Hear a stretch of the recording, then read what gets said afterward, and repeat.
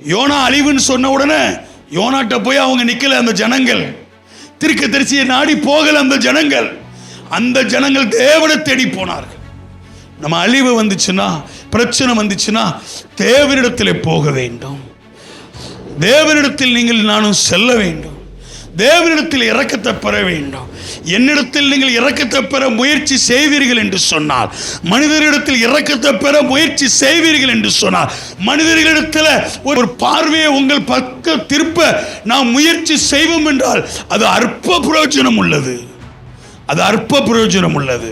அநேக நேரங்களில் அப்படியே மனுஷங்க நம்மளை பார்த்து பாவப்படணும், மனுஷங்க நம்மளை பார்த்து இறங்கணும். என்ன செஞ்சிருவாங்கன்னு நினைக்கிறீங்க? மனுஷங்க நமக்கு இறங்கி என்ன செய்வாங்க?